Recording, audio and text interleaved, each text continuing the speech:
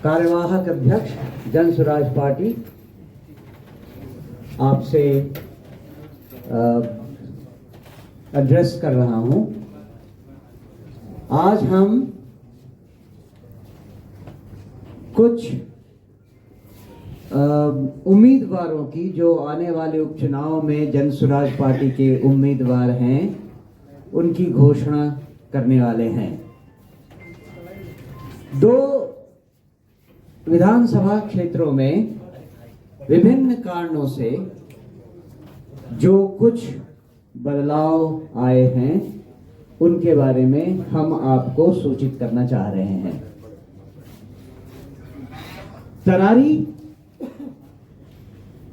में जो उम्मीदवार हैं अभी हमारी तरफ से, उनके बारे में बताने के लिए मैं माननीय घनश्याम राय जी को आमंत्रित करता हूं कि वो आपको इसके बारे में इत्तला करें।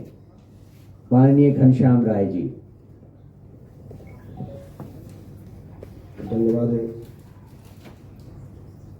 मंच पर बैठे हमारे हम शवों के नेता, जिनके आदर्शों पर चल करके हम लोग बिहार को बदलना चाहते हैं, जो आज बिहार नैतिकता विहीन राजनीति से यहाँ की जनता उब चुकी है और वो विकल्प के रूप में बदलाव चाहती है और उस विकल्प के रूप में हमारा जन स्वराज आम जनता के सामने दिखाई दे रहा है। आज बिहार में नीति शब्द जो आदर्श और मूल्य हैं उनका कोई रिश्ता नहीं रह गया है। कोई नेता कभी उस दल में, कभी उस नेता से इस दल में आ जा रहे हैं और बिहार की जनता लगभग 20 वर्षों से, जैसे कहिए आलू और भंटा खाते खाते उग गया है, अब नए सब्जी की खोज में जन स्वराज पनीर की तरह दिखाई दे रहा है। जनता बिहार की उब चुकी है और आप जानते हैं कि स्वशासन से सुशासन संभव नहीं है। आज तरारी विधानसभा और तरारी विधानसभा की जब चर्चा होती है तो निश्चित तौर पर लोग हॉट सीट करता है। लोग ये हॉट सीट है। आज मैं उस हॉट सीट की मैं घोषणा करता हूं। हमारी बहन किरण सिंह जी जो हमारे तरारी विधानसभा से उम्मीदवार होंगी, और ये भी मैं आपको बता दूं कि उनका नामांकन 25 तारीख को पीरो में होगा। हमारी बहन आज जो तरारी से हमारी उम्मीदवार है, मैं उसी क्षेत्र का रहने वाला हूं, मैं जानता हूं इनके बारे में, और इनकी जो सबसे जो अहमियत है, जो गुण है, वो संस्कारित राजनीति का अंग है। बच्चों को जो कंपटीशन की तैयारियां कर रहा होता है उसके लिए पुस्तकें देना, जो महिलाओं को जरूरत पड़ती है उसके लिए सिलाई की व्यवस्था हो, मशीन की व्यवस्था उसकी हो, वो करना, माने तमाम तरह का जो संस्कारित राजनीति का जो अंग हमको मानते हैं, उस राजनीति से प्रेरित होकर के इनका कार्य रहा है। और हमें बहुत गर्व हो रहा है कि आज जन स्वराज ऐसे हमारे बहन को उम्मीदवार बनाया है। हमारे बगल में बैठे हैं जिनका नाम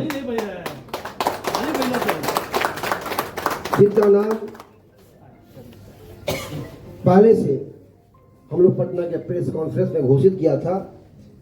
कुछ तकनीकी कारणों से आज हमारे बीच वो उम्मीदवार नहीं है, लेकिन उनकी आत्मा आज हम लोग के साथ जुड़ी है। और मैं भी आप लोगों को, ये जितने भी लोग जुटे हुए, आप इस बात को मैसेज करें कि वहाँ पर जो हम लोगों का किसी भी प्रकार का कोई अड़चन नहीं है और हम लोग एकजुटता के साथ तरारी को फतह करेंगे और हम लोग चुनाव जीत करके आपके बीच हमारी पूरी कोशिश होगी कि ये हम रिजल्ट आपको दे पाए।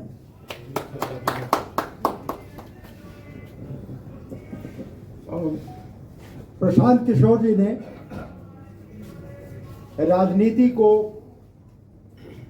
सही रास्ते पर डालने के लिए स्वच्छ राजनीति और स्वच्छ कैंडिडेट्स का सिलेक्शन के लिए पूरा 2 साल से मंथन कर रहे हैं। उस मंथन के बीच में दशहरा के टाइम पर उन्होंने मेरे साथ संपर्क किया था और उसके बाद में 14 तारीख को मैं गांव आया, 15 को पटना पहुंचा, 16 को अनाउंसमेंट किया था और फिर उसके बाद में जब नामांकन की क्रिया शुरू हुई तो पता चला कि कुछ टेक्निकल रीजन है, आपको पता है। उसके बाद में उन्होंने बताया कि क्या किया जाए, पूरा विचार किया सबके साथ में। मैंने कहा कि जनता का बहुत विचार है कि हमारा जन स्वराज लड़े और वो उनके साथ हैं, वो बदलाव चाहते हैं, तो इस आंधी को हम लोग रोकना नहीं चाहते। उन्होंने कहा कि आपके विचार से, आपके नेतृत्व में ये लड़ाई लड़ी जाएगी। उन्होंने कई कैंडिडेट्स को मेरे पास दिया जो कि आपका बेटा बनकर लड़ेगा या बेटी बनकर लड़ेगी। तो मैंने उनसे कहा कि देखिए मेरे पास 2 बेटे हैं, बेटी मिल जाती तो और अच्छा होता। इस तरह से किरण जी का चुनाव हुआ।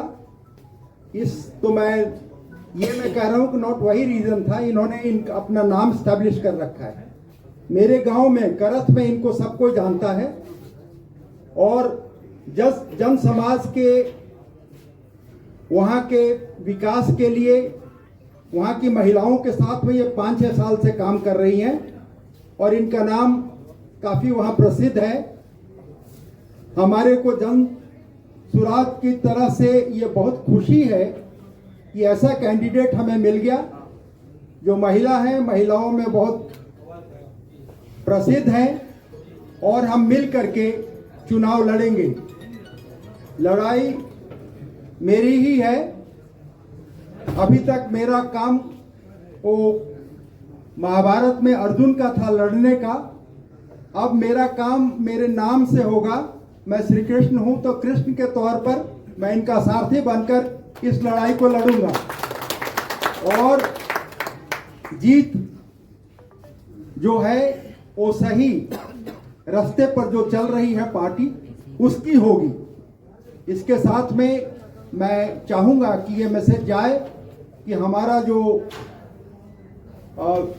लड़ाई है, हमारी जो लड़ाई है वो और मजबूत होगी, क्योंकि और मजबूती से हम पूरी टीम जुड़ गए हैं। Thank you. इससे पहले कि मैं प्रशांत किशोर जी को आमंत्रित करूं, मैंने पहले ही आपसे कहा था कि हम 2 विधानसभा क्षेत्रों के बारे में ऐलान करने वाले हैं। तो दूसरा बेलागंज है और मैं अनुरोध करूंगा प्रोफेसर खिलाफत हुसैन साहब को कि वो इसके बारे में बताएं।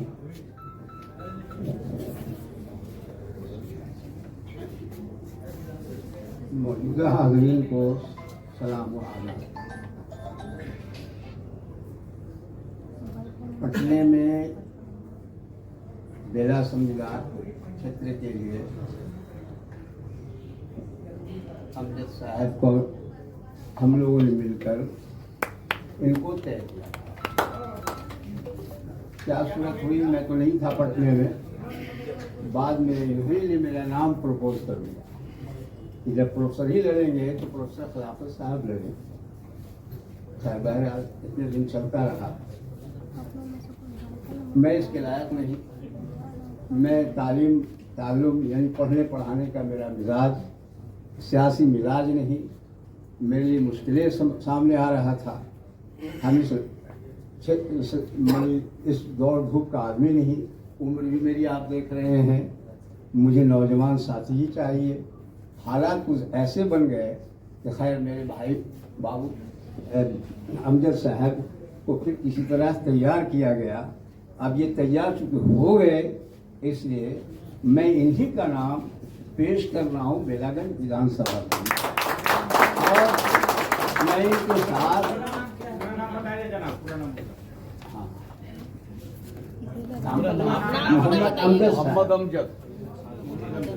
मोहम्मद अमजद साहब, हाँ उसी क्षेत्र के हैं और बहुत कर्मठ हैं, बहुत बहादुर आदमी हैं। और अभी इनकी बड़ापा है कि इन्होंने मेरा नाम पेश कर दिया था, वो चलता रहा मीडिया में भी। अब मैं परेशान था, लेकिन बहरहाल मुझे ये इत्मीनान दे दिया गया और हम अपने पार्टी के जो चीफ हैं प्रशांत किशोर जी, मैं इनका शुक्रिया अदा करता हूँ तो मुझे इसलिए, और मैं इनके साथ खड़ा हूँ, प्रशांत जी के साथ खड़ा हूँ, क्योंकि हमें ये तालीम दी गई है जब हम अपने पार्टी के लीडर मान लिया तो आता है अतीउल्लाह व अतीउर व उलिल अम्र मिनकुम। तुम में जो अमीर बना लो, तब उसको जब मान लोगे तो गोया अपने नबी सल्लल्लाहु अलैहि वसल्लम की बात मान लोगे तो फिर अल्लाह की बात गोया मान लिया। और जब ताईद इज़्दी हो जाएगा, जब ऊपर से निज़ाम चल जाएगा, उसको कोई काट नहीं सकता है। इसलिए विधानसभा यहाँ भी मुझे उम्मीद है, करारी का भी और बेलागंज से उम्मीद है, उम्मीद पूरी मुझे है कि यकीनी हम लोग फतह हासिल करेंगे। इसके लिए मैं अपने चीफ प्रशांत किशोर जी का बहुत शुक्रिया अदा करता हूँ। इन्होंने जो सोच अपना बनाया है, इंसानियत बुनियाद बनाया है। हाँ,